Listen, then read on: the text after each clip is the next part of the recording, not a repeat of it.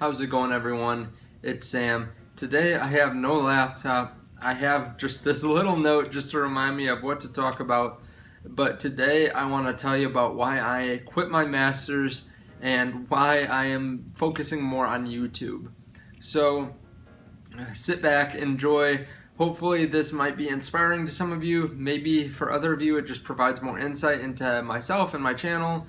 But I just want to be honest with you, so we're going to start with kind of where I'm coming from. I went to college at a 4-year school, and I studied, actually I was pre-medical, so I studied the human body. I was planning on going to get my doctorate and become a doctor. Took all the classes, got done with the courses, and realized I didn't want to go to another 4 years of school. I didn't want to continue that grind without getting paid for 4 more years and have residency. I just didn't have an interest in it overall either. I just kind of lost my desire to get into the field, and I had already gone so far. I didn't want to go back and try to get a different degree or anything like that. So I realized, okay, I need to figure out how to make money or how to invest my money, because I'm not going to be making hundreds of thousands of dollars throughout the year. So I started with just reading a few books on finance. I got really interested in it. I got suggested actually from my sister to work at a banking center here, and it was one that she had actually worked for. So I became a personal banker, and at the time I had a ton of debt. I had a really small amount of earning potential. I was making $18 an hour, which is great for some people. For other people, it's pennies compared to what they get paid. But for someone that has $115,000 worth of debt, it's not a lot of money. So I had $115,000 in student loan debt at 7% interest, and I just really didn't have a direction that I wanted to go. So I realized that I would just do about anything for money within reason that's ethical. But I sold stuff. I worked a second job. I own a personal training business, so I worked in that. I did all kinds of stuff. I did painting. I helped a couple people move, and I was really willing to do anything that gave me extra money because I felt so insecure in my position financially. Around this time, I found out about FIRE, which is Financial Independence, Retire Early, about the numbers behind retiring early. And it was quite amazing to me that you could retire at a young age without having a huge income. And it was something that I really wanted to pursue, but I didn't see how I could do that. So I've stayed at home for several years now, just trying to get into a good financial position. I want to be able to rent out or buy a duplex actually and rent out the other side.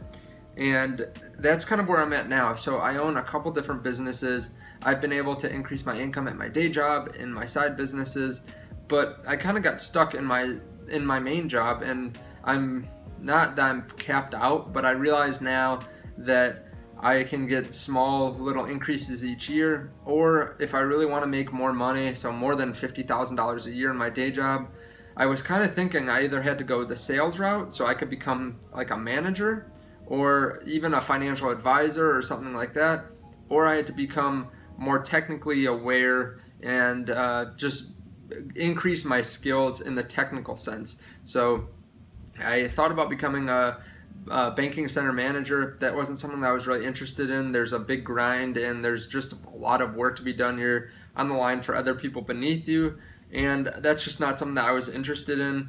Now, I also thought about becoming a financial advisor because I really like finance. I really like investing, as you can probably tell by my channel, and I just really enjoyed it, but I had a little bit of an ethical dilemma. I don't think that there's necessarily anything wrong with what financial advisors do, but I also think that a lot of people don't really realize the effect that a 1 or 2% management fee has on their accounts year after year. So I kind of went back and forth on that. I felt like it would be really hard for me to really pursue business because I would much rather just give my knowledge away for free than force someone to give me tens of thousands of dollars each year. So I realized that financial advisors do great work for some of their clients, especially the fee-based ones, but I just felt like that would be somehow unethical for me to do that, and I didn't want to do anything either pro bono because I need to make a living. So I was kind of settled on going to get my MBA. So I was planning on going to get my MBA or my master's in a type of management, and my company was actually going to pay for a majority of this. They were going to pay for about $15,000 over 3 years, so I had to do it over 3 calendar years, and they'd pay for $15,000, and it cost about $27,000 overall. So I was going to have to be out of pocket about $12,000. So that's not bad at all. I planned on making maybe $15,000 to $20,000 more a year afterwards. So I would have to obviously apply for a different position to do this. My job wouldn't just pay me $15,000 or $20,000 more to do this. But I realized recently, actually with YouTube, that I think I have a pretty good earning potential with YouTube. So I showed you guys, I'll link to my 1 week, my first week of how much I got paid, and it was right around $220. So that's between ad revenue and then just referral links. But I think that's going to really increase over time, and I've been able to see that so far, and I'll do a video update when I hit 1 month of revenue. But I think that this could be something where I make close to what I make in my day job, if not more, if not a little less. But I could be making a lot more money if I do this in the short term. So I realize that long term it would be smart to get my MBA, but it's such a grind right now to try to I'm making a video a day. So right now I love doing it, but I really don't have much time. It takes me 3 or 4 hours to make a video and to upload it and to respond to comments, and I don't have more time for my MBA. So it was either my MBA or YouTube. I have to fit friends in there, I have to fit my girlfriend in there, I have to fit my family and working out and other interests too. So right now it's mostly just work and YouTube, and I see my girlfriend on the weekend and my friends on the weekend, but I can't really fit an MBA course in there. So I decided to postpone my MBA. So I realized that long-term MBA would be very beneficial. Most of it's paid for, or about half of it's paid for. But if I make even, let's say, $15,000 this first year from YouTube, which I think is definitely possible, I would save $12,000 from my MBA. I'd make $15,000 here. It would put me a leg up. So I think I can continue to make good money on YouTube if I continue to put effort forth. And I think that this is going to be something that, even if it's just 3 or 4 years and then YouTube gets brought down or something, I think that it's going to change my life on a fundamental level, and not just the money that I make from YouTube, but kind of the good that I can do for the community. So if I provide value on a level here that is different than anything I could do in anything else, there's no other time in my life where I will have thousands of people, at least I don't think so, thousands of people watching something that I talk about, and hopefully it's good advice and it helps people out in life. If I help 10 people get to their financial goals faster, more efficiently, I think it's worth it. But then if you add on some of the monetary aspects, if you add on some of the skills that I'm learning, I mean, this really is better than an MBA course, from affiliate marketing to different kinds of scheduling to producing content to learning about producing content and building a business. I've helped with a couple different businesses, but I've co-owned them. This is all mine. This is all sweat, tears, blood, so to speak.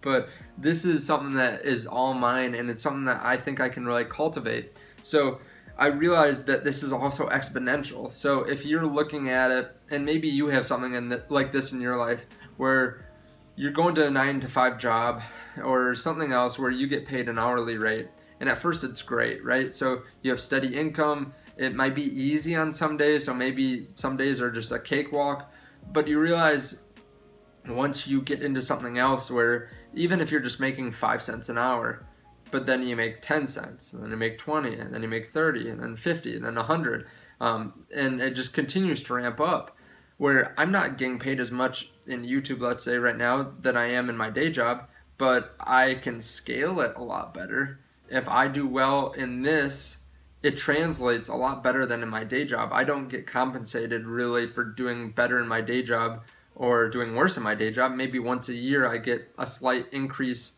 higher than if I did a bad job in my day job. But here, it's all about providing content and providing value. So I can scale to exponential levels. I mean, look at Graham Stephan. He's scaled to 3 million or 2 million subscribers between all his channels. And I think that I don't plan on getting that big. That'd be great if I did. But it's something where I think that this can scale better than anything else in my life, and it just becomes more exponential. So if you guys are watching this, I appreciate you guys watching. You guys are the reason that I'm doing this, essentially, to help other people and try to get better myself. And I think that's just something I'm really excited about. But I'd be interested in hearing what you guys think. Have you ever done this yourself? Kind of turned off of something that was a more set path and really followed something that you're passionate about? And how did it work out for you? I'm sure even if it didn't work out from a monetary aspect, you learned a lot from it, and maybe you even learned that you didn't want to do it. Maybe you want to just stick to your 9 to 5. But I'd be interested in hearing what you guys have to say.